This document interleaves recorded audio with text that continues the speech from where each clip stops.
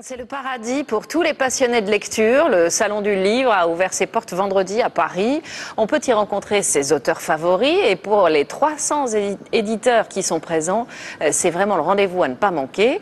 On a choisi le plus jeune d'entre eux. Guillaume Wiedemann n'a que 22 ans. Il a monté sa société d'édition il y a 18 mois. Il est spécialisé dans les livres pour enfants et des auteurs à succès lui font déjà confiance. Gian Benzina, Frédéric Capron.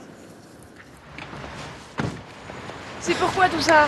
C'est pour le Salon du Livre et encore, c'en est qu'une toute petite partie. Il n'a que 22 ans, mais entre dans la cour des grands. Même s'il a l'air un peu perdu dans les couloirs du Salon du Livre, Guillaume Wiedemann est dans son élément.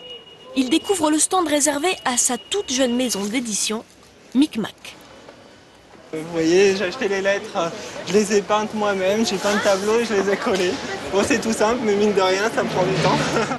Son créneau, les livres pour la jeunesse. Grâce à son professionnalisme, plusieurs auteurs connus lui font déjà confiance.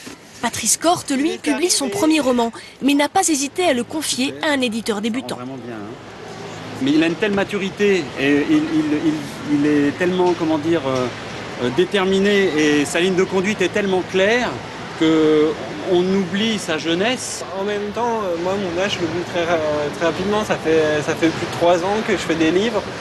Je commence à avoir l'habitude.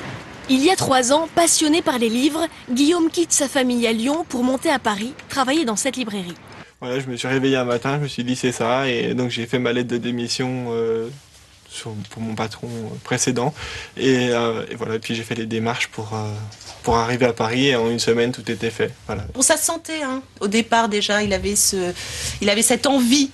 De devenir éditeur. Bon, il commençait au départ lorsque je l'ai accueilli à la librairie.